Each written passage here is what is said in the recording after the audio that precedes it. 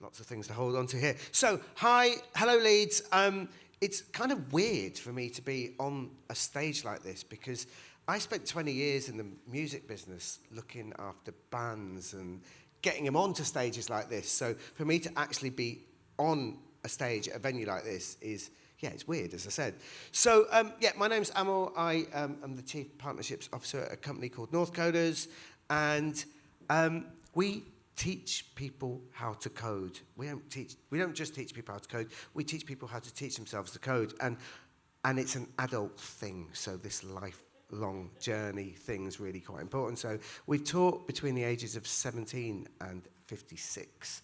And so learning certainly does not stop when you graduate. In fact, we don't really care if you ever graduated or even if you ever got a GCSE or whether or not you've got a PhD or whatever. It's all about you being able to pick up new skills, and we've designed this whole process around somebody who thinks they want to make a big change in their lives, start a new career, and we'll give them the tools to decide whether or not our course is good enough for them, take them through a selection process, and then through a ridiculously hard, kind of mind-bending, almost magical, I might say, 12-week period of their lives, and then they are good enough to be a software developer.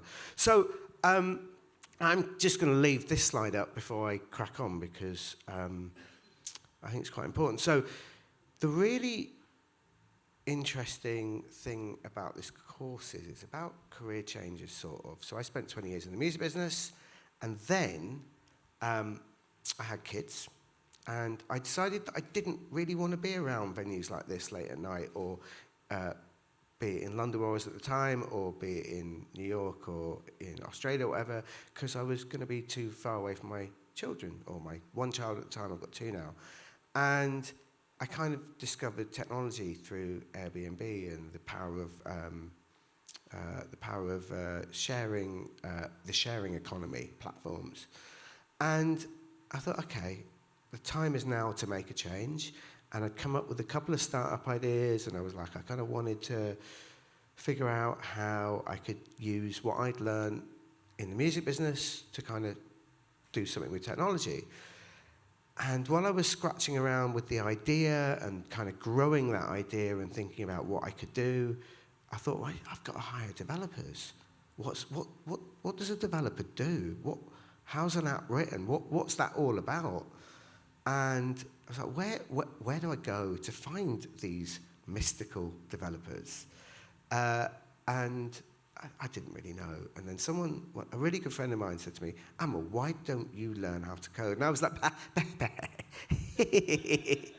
I'm going to be 40 this year. There ain't no way, not a chance on this planet, I'm going to learn how to code. I've spent, nearly 20 years in the music business, kind of, working with bands, getting them at gigs at places like this, touring the world, all that stuff.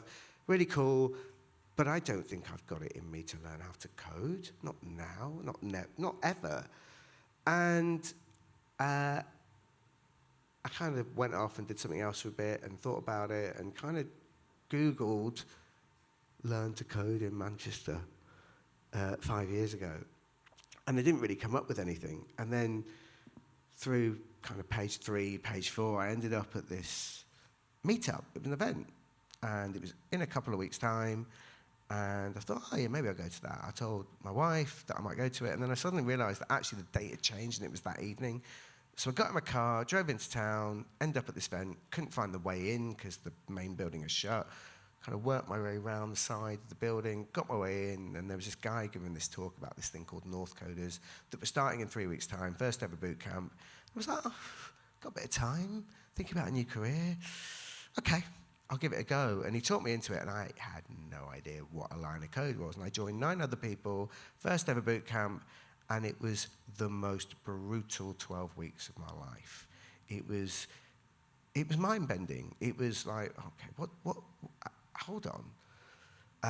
I didn't know what a line of code was. I certainly didn't know what Node was, and we were being taught Node. I didn't know what a database was. I sort of, maybe in the olden days of the database, I didn't really understand APIs or things that make things happen on your phone or on your computer. I should not have been on that course, truth be told. But what I did do was fall in love with what they were trying to do, the two founders of Northcoders, which was set up a way to help people to learn how to code really quickly, really intensively, and also really get to that point whereby they could actually start work after 12 weeks as a junior software developer and earn a fairly decent salary at that point, but also solve a lot of industry problems, because there's this thing called the digital skills gap, which you may or may not have heard of, but basically there are not enough skilled people in the digital industry compared to the amount of jobs that are available in the digital industry. So I was like, okay, this is really fascinating. There's a massive problem, and these guys have got a way to solve this problem. And then it wasn't just about a money-making thing or a business model. It was like, but the way they went about setting to solve this problem was about realizing that someone who wants to be a techie, someone who traditionally, way back when, wanted to work in software or code, were people who made that decision at age 17 and decided that they wanted to do it. And the people that went down that road were pretty much blokes. So there was a survey that was released last week in Manchester which said that actually, seeing as everyone's kind of done a bit of audience participation, I'll ask you this question. What percentage of women do you think are in technical roles in, I'm going to use Manchester because that's the survey. Who thinks it's 50%? Who thinks it's 40%? 30? 25? 20? Less than 20? It's actually 16%. And when you think about that as when you're trying to solve a skills crisis, that 16% of women in Manchester are 16% of people in technical roles are only women, you're missing a massive part of the population. Then you think about, hold on, okay, so how many of those are middle class because they've been to university or had that opportunity, or white because that is the makeup of most of the tech industry, or people from backgrounds that have socio-economical hardship, or people that might have learning difficulties. And you think that, hang on a minute, this thing that the world is going to require more technically able people because every business is discovering that they are a technical business. Okay, we need lots more people from everywhere, not just those that can do a 4-year university degree. And I'm on this 12-week intensive boot camp, and I'm actually sat next to a guy that knew what code was before he came on our course. And my first day of the course, we were pair programming, and I likened it to being sat next to an F1 pilot with someone who'd never, ever got on a plane before. It was so weird. But anyway, so I did this most brutal of things, and instead of deciding to become a technologist, through having done 20 years in the music industry, I kind of faked it to pretend that I knew how to run a business, and I got them to kind of put me on the leadership team. I put a little bit of money in, and so the Northcoders story, am I holding this the right way? So there we go. Right. Oh my God. Okay, the picture's gone a little bit blurred in the background. But anyway, so we are just under 4 years old as a business. We've graduated 550, I think it's 54. Lucy will tell me they're graduating another 7 in Leeds tomorrow. Is that right? 8 in Leeds tomorrow. People through our 12-week boot camp in just under 4 years. 96% of those are now working as software developers across 150 northern tech businesses, big and small. So from companies like BAE and Jaguar Land Rover and Barclays, to startups like AeroCloud Systems, or to agencies like Academy or Degree 53 in Manchester. We work with most tech businesses across the north, and we give people opportunities to go do our course and get into junior developer roles, starter roles at these companies. And I think the bigger thing about that, I think we talked about Lab Bible earlier, didn't we, Josh? 3 people working at Lab Bible, which is probably a brand that you've all heard of. But I think that the thing is that you start as a junior developer actually quite quickly through being there, because we don't teach people to code, we teach people to teach themselves to code. And that's the really big difference between showing people how to do something or showing people how to teach themselves to do things. It's actually quite different. But the fact that you are kind of, someone else used a phrase, rewiring someone's brain earlier on, that is what we sort of do through the course. Not anyone can get on our course. You've got to go through a selection process, but that selection process is about you being able to prove to us that you can pick up code quickly. There's a starter pack. There's a you get a test in that starter pack. Well, that, this is not, I've told this is not a sales thing. So that's what we do. That's what we've done. It's been really amazing journey, and we've grown from 2 founders to nearly 40 people over 2 cities, and we're in charge of 100 students a quarter, essentially. But what I really wanted to talk about was building and retaining tech teams from early careers. So it's all well and good being a junior developer at a company, but how, so this talk is for people who have, who are either looking for their first job in tech, or those that are recruiting or working for companies that want to get people in those first roles. So, what does this look like? So, passion, right? Okay. The one thing, if you want to make sure that either you as an individual looking for that first role, or as a company, you want to make sure that you want to keep those people at that company, even before you start looking for those people or you start looking for that job, you need to think about, do I really, really, really want to work for this company? Do I really want to work in this sector? Is it something I am passionate about? Is the business, is what we do something I care about? So we've put people into a total cross-section of different sectors, from travel, from entertainment, from fashions, where people are working at Foot Asylum or Puma, or defence. And there's an arguable one here, is like, BAE, do they drop bombs on people, or do they create intelligent systems?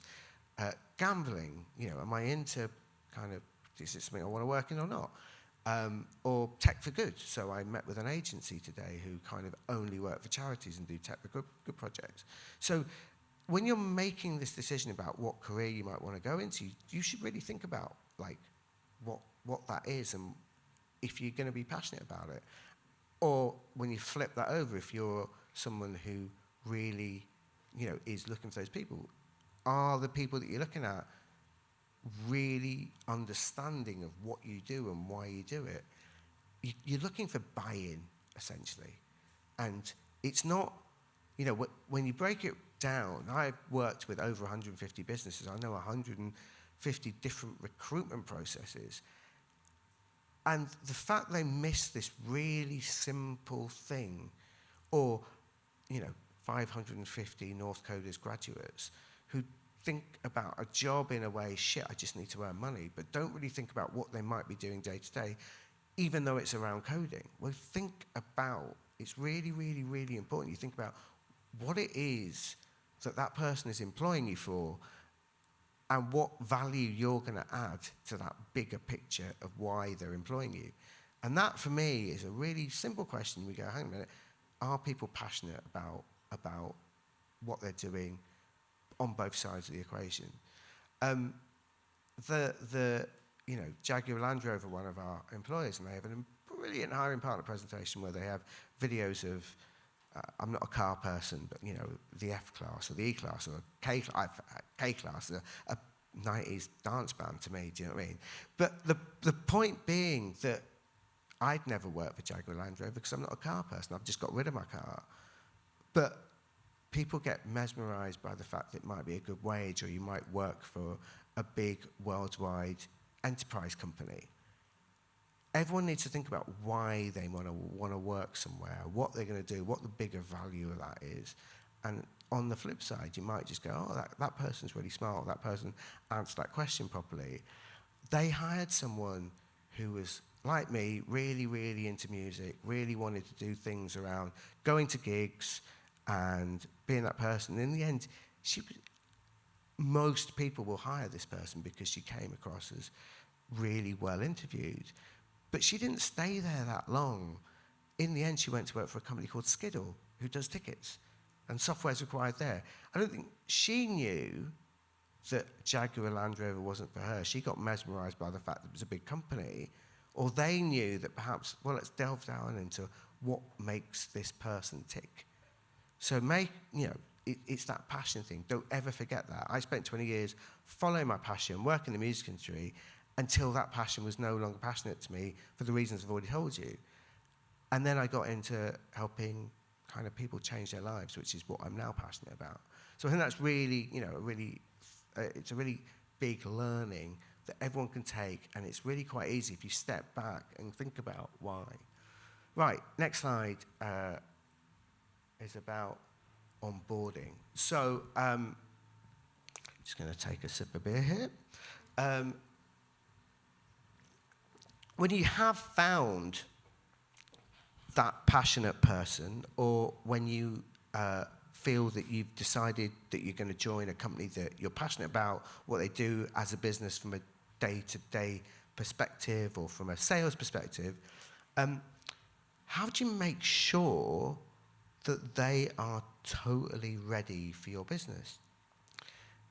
Especially if they're in those early careers, as what I said this talk was about. Well, you mustn't forget, as a business owner or as an individual, how important that step is. Because deep down, when you're going, I've got to worry about my seniors, I've got to worry about my senior managers, I've got to worry about my leadership team. If you're not growing the right people grassroots up, you're not going to get to the point whereby those people are going to help you run your business eventually.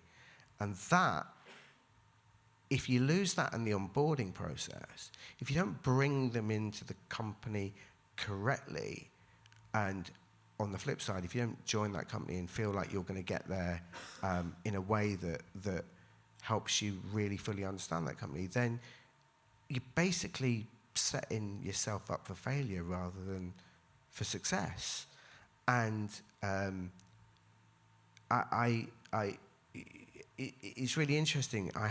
We talk to people that have been in work at various stages of their career once they've got their first job, and some of the people who told me their first 3 months at a company were really boring, and they just couldn't wait to get their hands on the code and really, get cracking straight away, because our course is so kind of learning intensive, and you're coding the minute you walk in the door, compared to the fact that they don't have an onboarding process. Well, I think the point is that the better, the more interesting, the more genuine you make that onboarding process, the more you're likely you're going to get people to stay.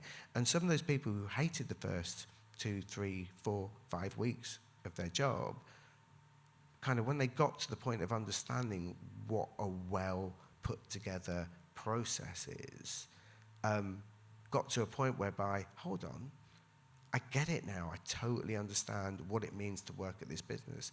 If you're a 2-person organization or a 1,000-person organization, or if you're joining a tech team that's 50 people, if you don't know how that process works, you're not going to get to the point of really understanding how you're going to fit into that process. Some examples of that are the companies that have buddies, whereby so the ThoughtWorks has a buddy system whereby for a year you'll be paired with a senior, a mentor, someone who's been in that organization for a long time, that will guide you through every stupid question you think you could ask, and doesn't make you feel stupid for asking those questions, right? Or those companies that have proper skills matrix that make you understand like how you're going to get from one point to the other, or that kind of understand that if you don't kind of map that out for the person and make it as easy for them to join your company or join your kind of the thing that you're really passionate about, to join your mission, because you've got, as business owners, you've got to understand that when you're a business owner, it's your mission, but if you can make it everyone's mission, and if you can get people to join that, then you're on the road to having lots of people that are really passionate about what you do. So onboarding and passion, onboarding so that people understand getting that passion there is really important. Culture, right? So those businesses that work on getting that culture right within that organization are the ones that really, really make it work. I'm going to choose an example.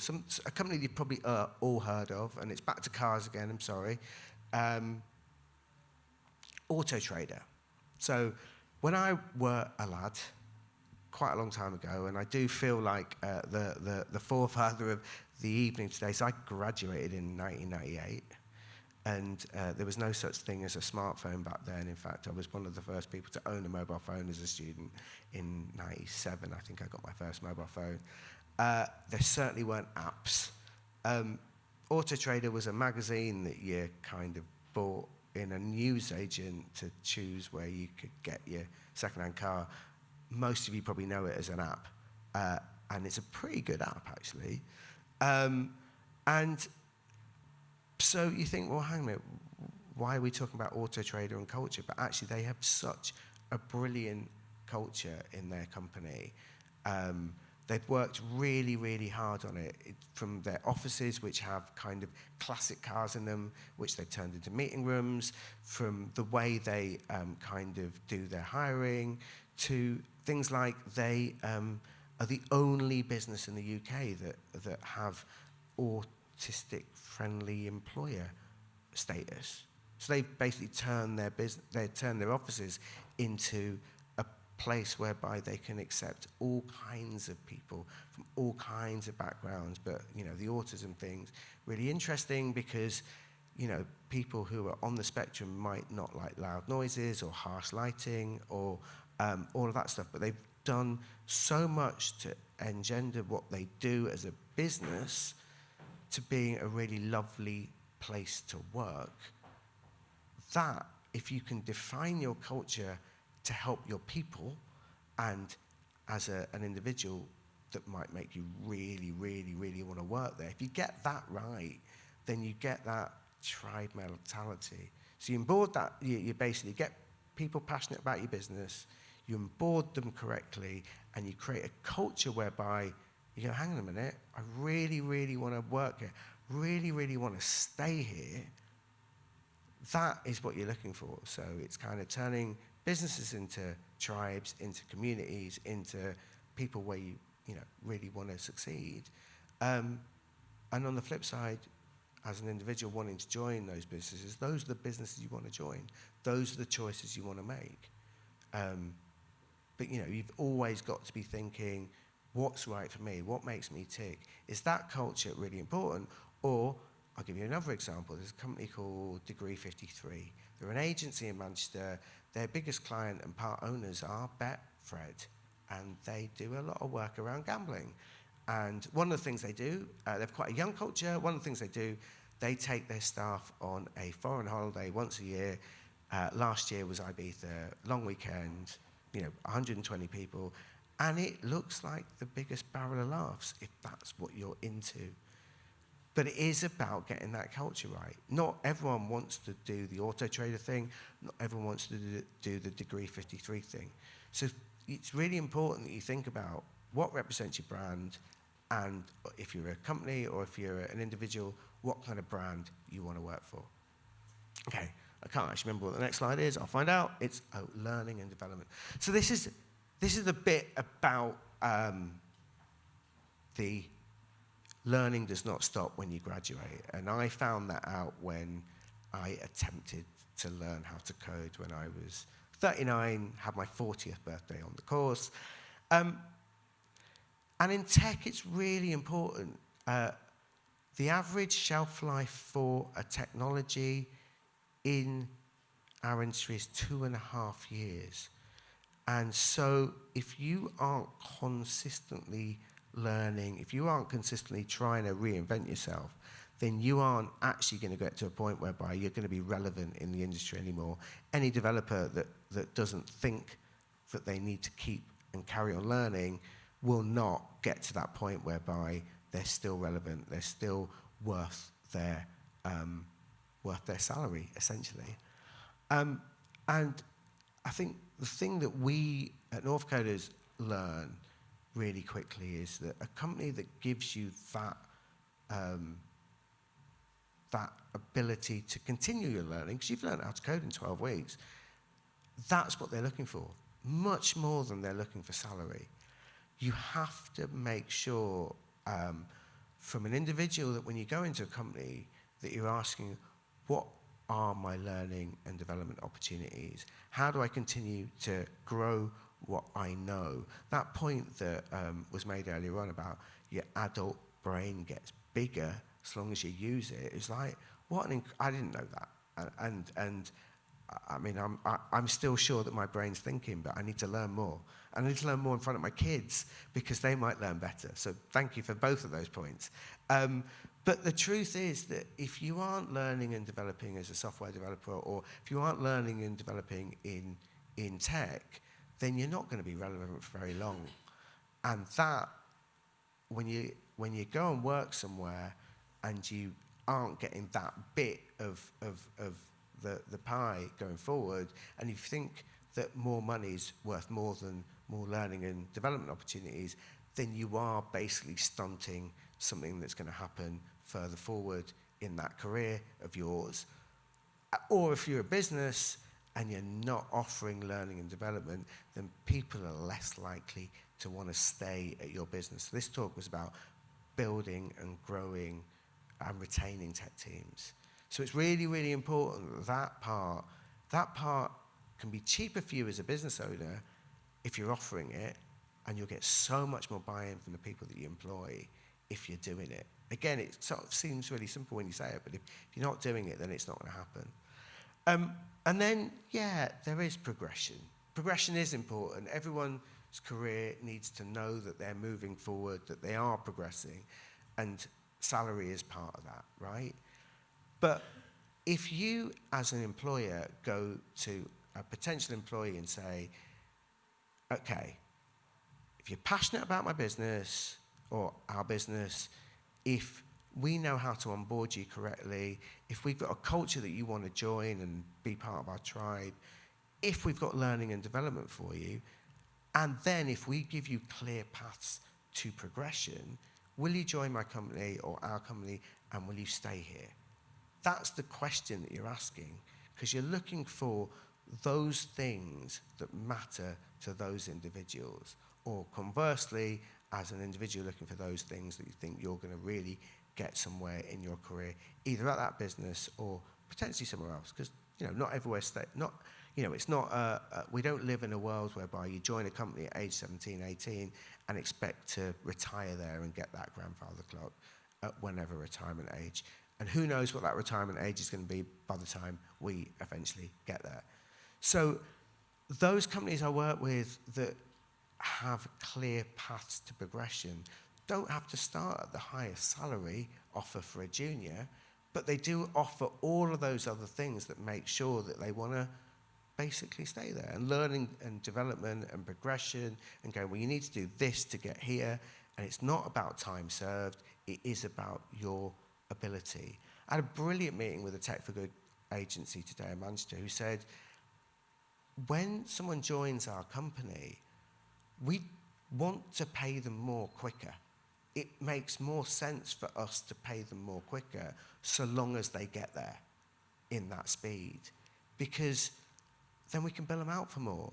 But so if you turn up and they pay you a basic salary, it's not because they want to save money, they just want to go, right, they have built a pathway, a way to say, if you do this, then you can earn more salary. And that is just a really honest way of going to your employee, going, look, whether you do that in 6 months after being here, or 3 months after being here, or 3 years, it doesn't matter, but it's up to you to get to that stage. And that clarity of conversation that you can have between employer and employee makes all the difference in retaining people that want to be at that company. So basically, this lifelong learning thing is massively important. The lifelong learning thing, whether a Northcoder or someone who's done a course like ours turns up at age 18. So I'll give you an example. There was a girl, came straight out of school, lady, I should say, came straight out of school, did our course, started on a £22,000 salary. Within 12 months, she's earning £32,000 because she did good work for a year. She proved herself, and that is, I think it's her 20th birthday next week. To the person who's 56, who's done our course, and brings his wealth and breadth of experience in all of the things he used to do. He started out life as an accountant and kind of slowly moved into more digital roles, but never coding, and is now a software developer. And he's gone back to earning a lower salary that he earned before, but he realizes that he is continually learning. So the takeaway from me for this entire evening is about progression. You only get to progression when you learn. All the things I've talked about, so, passion, onboarding, culture, learning and development, and progression are massively important. I believe in magic, so everything your man earlier on today talked about really struck a chord with me. There's nothing magical about what you do so long as you kind of get under the hood and understand it. But everyone around you, when you're doing it, and you're doing it to a degree of professionalism and a degree of confidence and a degree of really kind of wanting to achieve, will see it as magical. So that's me. I'm Amul. Thank you very much for listening.